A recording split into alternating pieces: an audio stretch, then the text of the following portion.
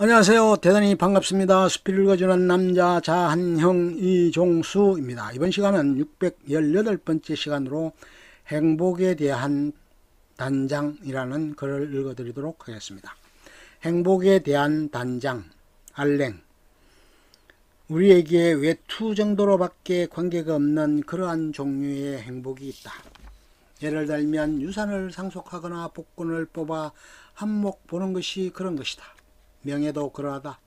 명예는 우연에 의존하는 것이기 때문이다. 그러나 우리 자신의 힘에 의존하는 행복은 이와는 반대로 우리에게 합치된다. 우리가 그런 행복에 젖어 있는 것은 마치 양털이 붉은 색깔로 염색되어 있는 것 이상이다. 옛날의 현명한 사람들은 이웃 사람의 행복이 아니라 자기 자신의 행복을 구하였다. 그런데 오늘의 현자들이 이구동성으로 자기 행복을 구하는 것은 고상한 일이 아니라고 가르치고 있다. 그리고 어떤 사람은 덕은 행복을 모욕한다고 가르치지만 이런 말을 하는 것은 어려운 일이 아니다.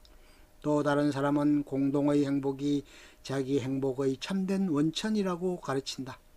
이것은 여러 견해 가운데서 가장 공허한 것이다. 왜냐하면 마치 구멍이 뚫어진 그릇에 술이라도 부어 넣는 것처럼 주위 사람들에게 행복을 부어 넣는 것보다 더 공허한 일은 없기 때문이다. 스스로 권태에 사로잡혀 있는 사람들을 즐겁게 할 수는 없는 것이다. 반대로 조금도 탐내는 일이 없는 사람에게야말로 무엇인가를 줄 수 있다. 스스로 강하고 행복한 사람은 타인에 의해 더욱 강해지고 행복해질 것이다. 그렇다 행복한 사람들은 이득이 많은 장사나 거래를 할 것이다.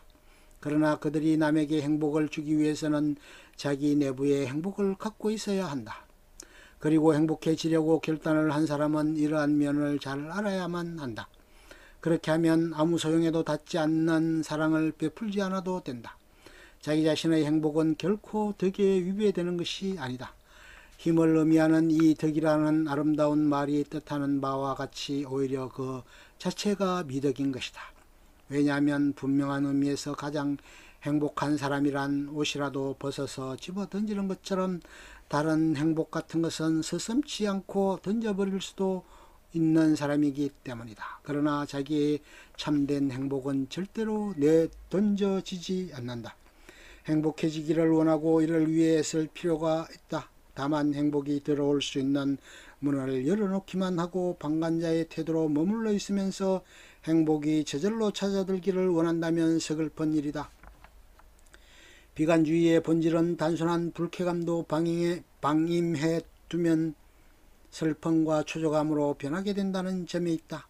행동은 욕구를 수반한다. 우리가 몸소 행하지 않는 것은 바랄 수 없으며 고립무원의 기대는 언제나 서글픈 것이다. 그러므로 각자가 남에게 주어진 것과 같은 행복을 기다리고 있으면 사생활은 언제나 비참한 것이다. 누구나 가정의 폭군을 본 적이 있을 것이다.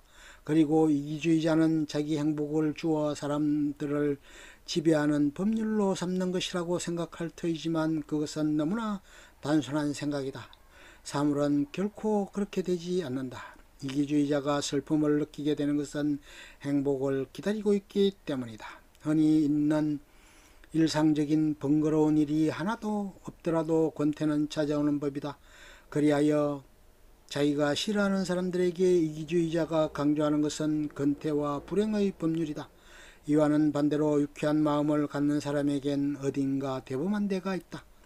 그것은 받기보다는 차라리 주는 것이다. 우리가 남의 불행에 대하여 생각해야 한다는 것은 사실이다. 그러나 우리가 자기를 사랑하는 사람들에 대하여 할 수 있는 최선의 일은 역시 자기가 행복하게 되는 것이라고 말하는 사람은 별로 없다. 이것은 예의가 우리에게 가르치는 바이다. 예의란 내부에 대한 외부의 반작용에 의하여 곧 느낄 수 있는 외관상의 행복이다. 좋으면 좋아요, 구독, 알림 설정 눌러주세요. 감사합니다.